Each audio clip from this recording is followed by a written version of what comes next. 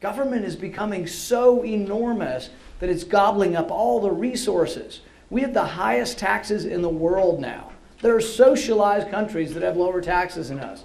Our plan is to get rid of the whole tax code. We looked at it and we said, could we make it better? And we became convinced that it's just so bad, so big, and so ugly, we ought to get rid of the whole thing. Our current tax code is 70,000 pages, and we think it chases jobs and companies overseas. I am embarrassed to compliment Canada. Canada has lower business taxes than we do. The corporate income tax is 35% in this country. Canada, it's 15%. Burger King reincorporated in Canada this year. We have one flat rate, 14.5% for a business tax and 14.5% for a personal income tax. What if you don't make much money? I mean, what if you make less? It kicks in at around $50,000. And per individual? Yeah, currently right now, most individuals that make 50 or under don't pay any income tax. So under our system, they still wouldn't. But we go one step further because we want the working class to feel like they're part of this tax cut. And so we get rid of the payroll tax.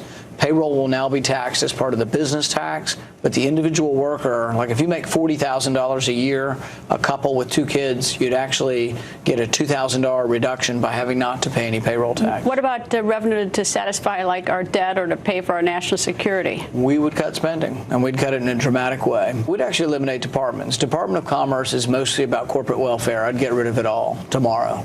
Department of Education ought to be done at the state and local level. I'd get rid of it. Department of Energy, I'd get rid of 95% of it. I'd still have nuclear regulation. I'd probably put that in with the Pentagon. So there's a lot of departments you could get rid of. HUD, you could give that back to the states and have the states involved in housing and not the federal government. Department of Interior, most of that could be downsized. Have you run the numbers on all this? Yep. The tax cut actually scored statically would be almost $3 trillion tax cut. But we would make up for it by cutting spending. I've introduced 3 5-year budgets that balance in 5 years with cutting significant amount of spending. I suggested all foreign aid should be cut, and it's interesting that about 70% of the American people agree with me. I put it in terms like this. Does it make any sense for me to borrow money from China to give it to Egypt? Or does it make any sense to give money to corrupt leaders, autocrats, and dictators who steal their people's money? My dad likes to say we take it from poor people in America to give to rich people in third world countries. Look at Mobutu or Mugabe, these people who have stolen from their people. They don't have running water and electricity, but they have vast wealth in diamonds and rubies and gold. But it's all expropriated by these leaders, and we send money to try to help people in Africa, but it's stolen right off the top by the leaders. There's an unholy alliance in Washington. It's right and left, it's Republican and Democrat. Republicans say, well, we just need anything the military wants, we're going to give them. Democrats say, well, we want more money for domestic welfare. You know what happens? They get together, and the unholy alliance is everything goes up. You have to look at military spending, you have to look at non-military discretionary spending, but ultimately you're going to have to look at entitlements. Entitlements are half of the budget, and we're spending more than we bring in. It's adding to the deficit. Our debt is approaching 100% of our gross domestic product. Our whole economy is equal to our debt now. That's a real problem. The latest poll we have on the debt ceiling, right now, if the debt ceiling was not raised, in terms of who you would blame, 54% of Americans said they blame the GOP on Capitol Hill. Only 29% would blame the president, and they want the debt ceiling to go up.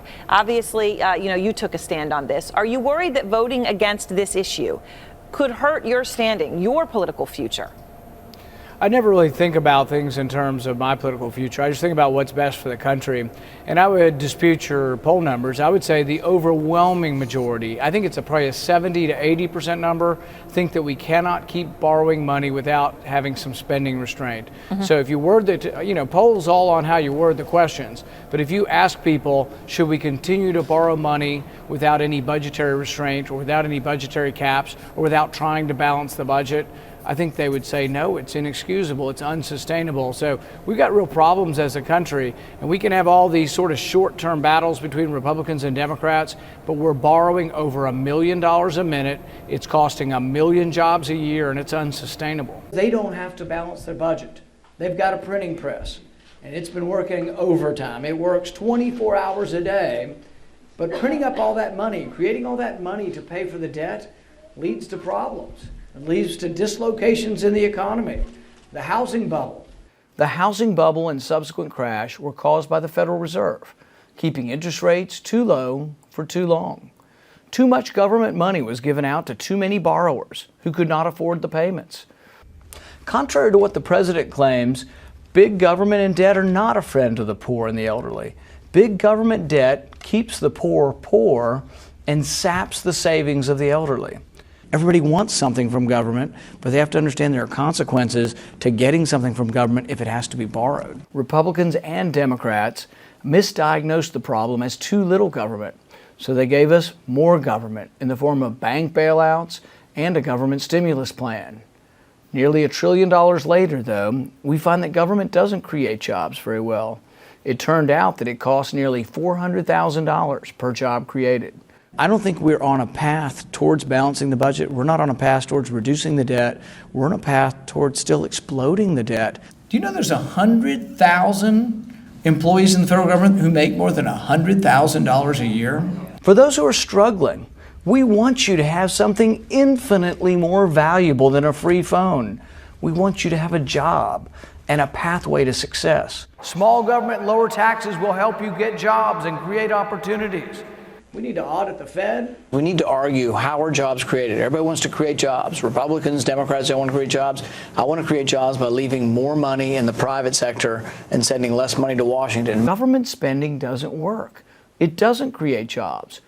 Only the democracy of the marketplace can find those capable of creating jobs. What's happening is the government has grown too large in every level. Not only in your business, not only in taxes, but in your personal life and in your religious affairs. One of the most disappointing things for me when I got to Washington was discovering that, you know what? The bureaucrats have more power than Congress. Congress gave up its power long ago, and the worst regulations, the regulations that cost the economy and cost you more money than anything else, we won't even vote on them. The greenhouse gas regulation they're putting forward, we're not even going to get to vote on it. When we did vote on it, we voted against doing it. A thriving middle class doesn't come from shuffling the deck chairs on the Titanic. Prosperity comes when more money's left in the private marketplace. We ought to be bigger, better, bolder for lower taxes, less regulation. Let's be the party of balancing the budget. Most Washington Republicans want revenue neutral tax reform, and I tell people if that's what we're for, I'm going home.